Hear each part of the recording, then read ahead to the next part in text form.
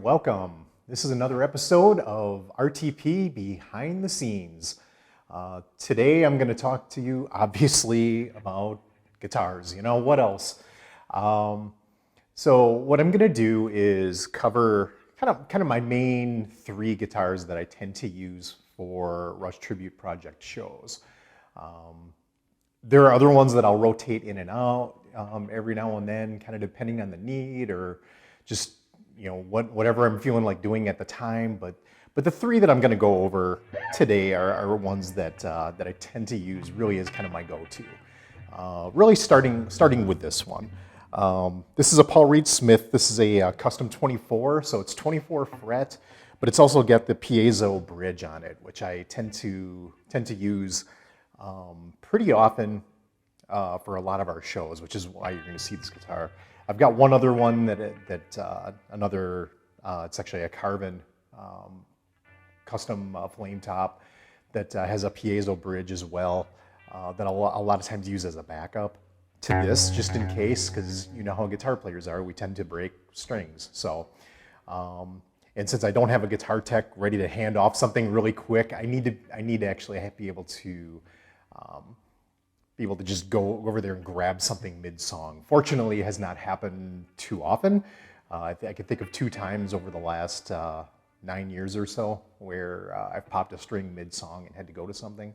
But having the piezo bridge is actually really, really nice for doing acoustic. I'll give a little demo of that in a few moments here. But this one, part of the reason it's such a go-to for me is really the variation of tone, and you'll get that with a lot of different guitars, and it always starts a bit of an argument with guitar players as to, no, you should use this, or Alex used this, you should use that. And what I find with this one, and Alex Lifeson did use Paul Reed Smith for a while. I know during the Counterparts tour, that was Custom 24 was one of his go-tos. I think it was just a black kind of matte finish. But what I found when I bought this one, this was actually my first Paul Reed Smith, is just the variation of tone, and not just the tone, but the dynamics of it as well. What I found was I could play heavy things. I could kind of get into the the drivey stuff, and what I'm using on the side is a Fractal XFX 3. I'm going to do another video kind of covering the effects, but for now what I'm doing is I've got just kind of a Fender Twin amp cab, like a 2x12 cabinet, and Fender Twin amp with some delay. I've actually got a dual delay, you'll hear. I'm sure you can probably hear that. And obviously some reverb and a little bit of chorus. It's kind of my main go-to, but what's nice, kind of talking about the dynamics, is I can play something, drivey like this, but then real easily without switching effects.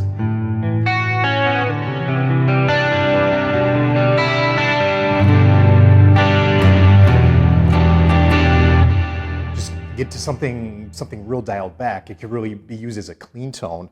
One of the examples of that, when we play the song "Ghost of a Chance" off of Roll the Bones, that's kind of what I do. It's so much of it is just the pickup switching, and this guitar does a really nice job of it.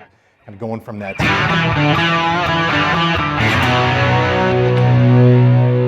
over to the.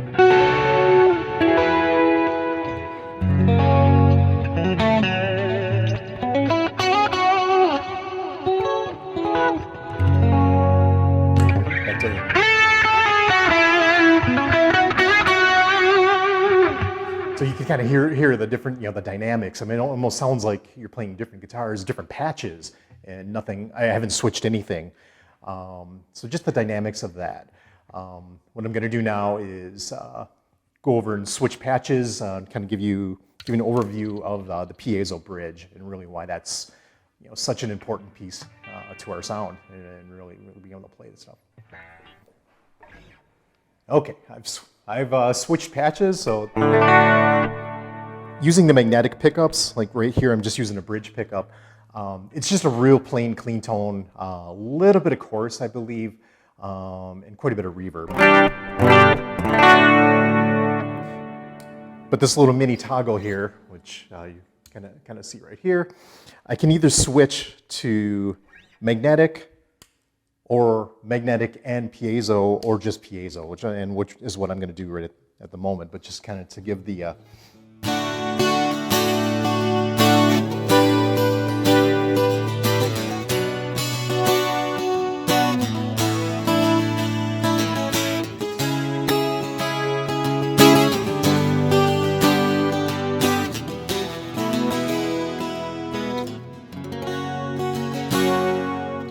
So, all right, I'm going to show you a couple of the other guitars. Okay, next one on the list. This is a PRS McCarty 594. This one is actually a fairly recent addition for me. It was a little bit of an impulse buy, but I felt like I needed something with a hardtail, without a tremolo, which is nice for doing drop tunings occasionally. There aren't a lot of drop tune songs that we do with RTP. Between the Wheels comes to mind, but the problem with Between the Wheels is it also needs a tremolo. So, but other things like Headlong Flight off the Clockwork Angels, it actually uses an open E tuning, which would be an absolute nightmare to do with something with a tremolo on it. You can do it, but there's a lot of balancing. It's a bit of a balancing act between the tremolo springs and the string tension. To get the bridge to sit flat the way it's supposed to. So I pulled the trigger on one of these with a hardtail, and I've come to find this has become one of my main guitars that I like to use, especially when we play 2112, like the entire thing, because there's really not any tremolo use in it, but the variation of tone, like the Custom 24, it's there, and even more so. This guitar actually sustains a little bit more because the neck is thicker. It's a little bit of a heavier guitar, but the tone variation is very much like the Custom 24 without the piezo bridge, but it's got a great dynamics and tonal variation. Once again, I'm using that Fender Twin patch. And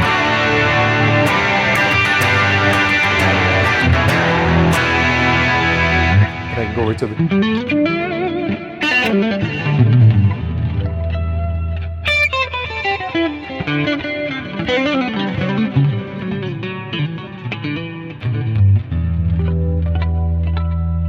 So you can hear it's like I can go from something very drivey to something more Strat-like, or I could run it single coil and kind of get that.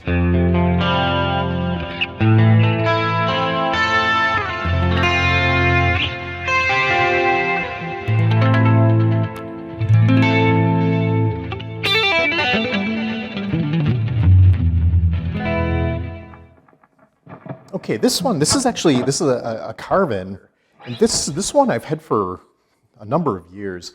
I found this is, I'll use it for primary use. Right now I've actually got it tuned down to drop D. I just talked about retuning on a Floyd Rose, what a nightmare it is, but this one, in fact, I recently used it. We played Between the Wheels. I had mentioned that before.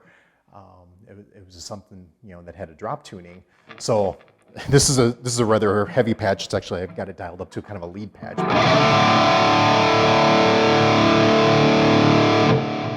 But I always like the sound of it. And the thing about this guitar is I've never had a guitar that I could really abuse as bad as this one, and it'll still stay in tune.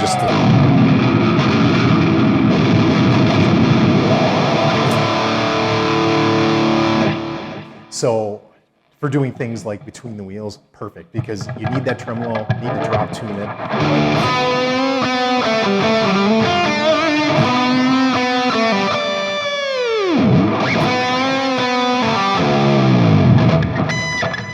Wrong note there, sorry.